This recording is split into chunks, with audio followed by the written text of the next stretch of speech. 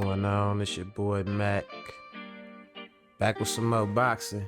I want to talk about this fight between Errol Spence and Keith Thurman because from what I just seen today, what Spence tweeted out, he kind of threw it up in the air like he was uncertain if it was even going what his next move was.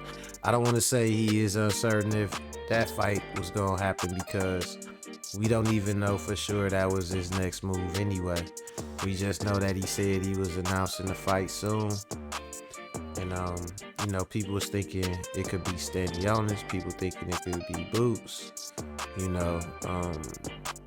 or whatever, however, but it's looking like everybody got a dance partner except Errol Spence. According to him, he say he's still trying to figure it out, It's no telling where things might end up going with him, but I just want to talk about in case he did end up fighting Keith Thurman. I just wanted to, really express that by, all current measures of boxing today, that's a super fight. And the reason I say that is because we've had fighters that had longer layoffs and a less prestigious resume than Keith Thurman. Get out there and have fights and make pretty decent comebacks. We have fighters as far as in the 147 division, in the welterweight division. I feel like in this era, we never really got to crown anybody. We can't say who the king of this era is. And now we got a whole new class coming up. We got Boots coming up. We got Ortiz coming up. We got people like, Devin Haney and Tank Davis, where I believe in the next maybe 3 years, 2 to 3 years, they will be moving up to 147. So we have a new class of welterweights about to step up. And in the current class, with Sean Porter, Keith Thurman, Bud Crawford, Errol Spence, I would say that we never really got to crown the king of the welterweight era. Now, the fight between Spence and, Crawford would have gave us a king flat out because they would have been undisputed with all paths leading to the fighters that had him. Because, Thurman, he lost his belt. One of them he lost, he got stripped. The other one he lost to Pac-Man. And he ended up fighting for one of them he got stripped, the other one he lost to Pac-Man. So he ended up losing both of his belts. And then Pac-Man lost that belt to Ugas, which Errol Spence picked up when he beat Ugas. So all paths from the different welterweights. We didn't have like a welterweight tournament, but if we did, you would say that it all led up to Spence, Errol Spence. And I'm gonna say this though, right? I couldn't even say that Crawford was in that tournament because he only fought fighters whose only relevance was that Errol Spence fought him while Errol Spence was building his legacy up, and he attached his name to Errol Spence. He didn't go after any belts. He didn't fight anybody that was considered a threat to any of the top guys. I would say he didn't fight any top guys at 147. And even when he fought the guys that Errol Spence fought, when he fought them, they were top guys. Now, with that being said, let's examine Keith Thurman. Now, Keith Thurman, you got to think about what would make this fight big with Keith Thurman and Errol Spence. First of all, you got the build up. You know how Keith Thurman's personality is. Don't duck me, son. I know my impressions ain't shit. Yeah, I know it. Y'all gotta deal with it though. But he got a lot of heart. One thing you can never take away from Keith Thurman is that the man got heart. We can't say, you know, he threw.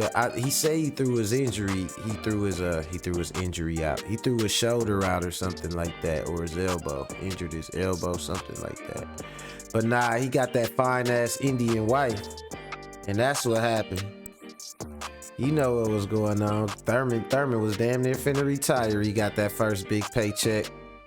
When they got that fine wife, he said, you know what? My hands hurt. I don't feel like I should be fighting this hard. That's my Thurman. That's my new Thurman. You know what I'm saying? But nah, so Thurman never really been beat like that. He, even when I was watching him when he was fighting Manny Pacquiao, the Pacquiao fight, right? I had a snippet of the Pacquiao fight. You know, a matter of fact, I'll throw it in. Even when he was fighting Manny Pacquiao right here, you know, he was doing pretty good. He got knocked down early and then he kind of came alive, you know, towards the end of the fight or whatnot. And he did pretty good from there. Now, the thing about it is, Thurman usually, besides him getting knocked down, is usually not a slow starter. And that's another thing too about Errol Spence. He's not a slow starter either.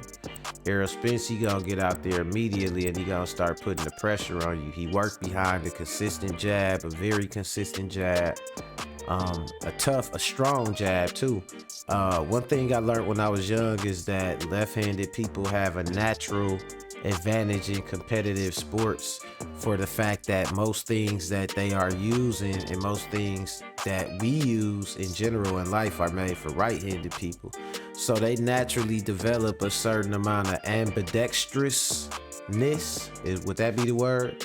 You know, like when you use two hands, because they have their coordination with their left hand, but you know, society forced them to use their right hand a lot and develop coordination with it. So he had that natural advantage of you know, punching with both hands. Errol Spence will be in the southpaw. And as far as Keith Thurman, I feel like, you know, he has that power.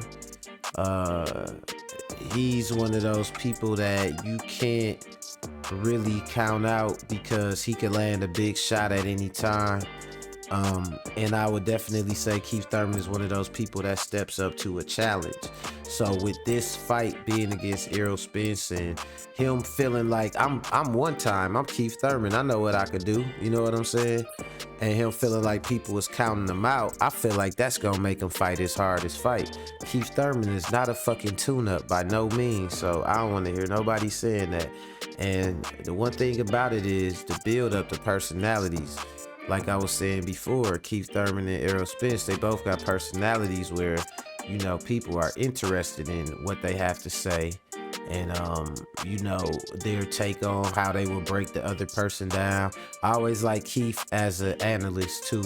He will analyze what he's gonna do in the ring. He's good at analyzing fights and fighters and things like that. He brings a lot of ring intelligence and actual grit to the ring. You know what I mean? And then, you know, Errol Spence is coming. Errol Spence is just relentless, man. You gotta love EJ, man. If you don't love EJ, it's one thing I got to say. You gotta love EJ, man. He a fighter's fighter, right? So I think it'll be a super fight. You got the fact that both of them actually think they can beat the other one. It's not like, you know, people trying to compare this fight to, you know, David Applebum over there, BOK Prime, who Crawford is fighting. But you know, that guy not coming to win. Think about it like this. These are the type of fights I hate for boxing, and that's really killing the sport, right? When you think about David Avanesian getting out there, he ranked number 6. He got plucked from number 6 before a bunch of people. It's no upside to him winning. If he won, they're not going to build David Avanesian into a star at BOK Prime. And it's probably the number 5, number 4, number 3, and number 2 dude would probably still knock his ass out if he managed to beat Terrence Crawford. So it's no real upside to him winning. But on the flip side, it's Terrence Crawford's fault.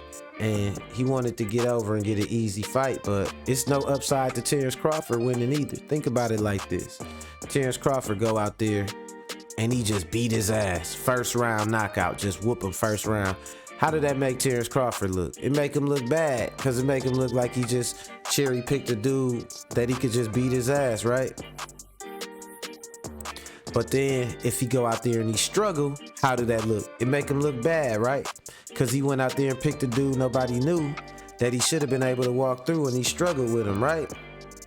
So it's a no-win situation that he placed himself into as well, looking for that easy payday.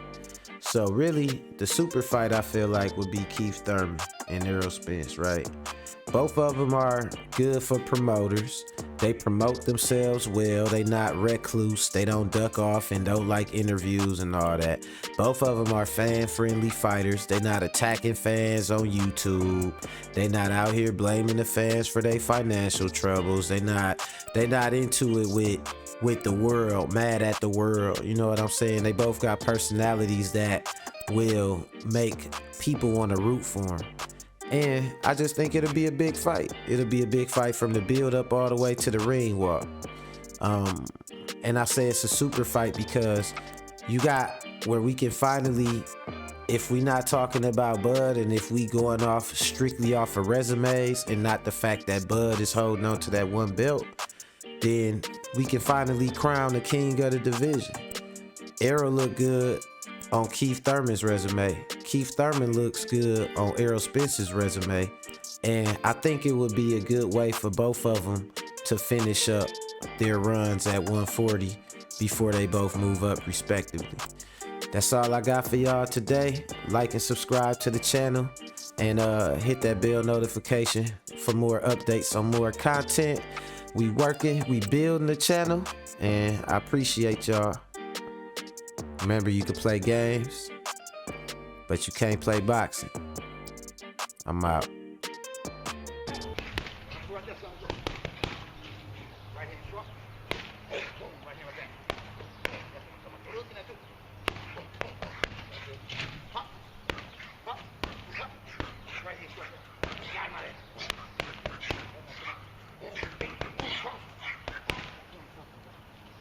Right hand on top. Right hand on top.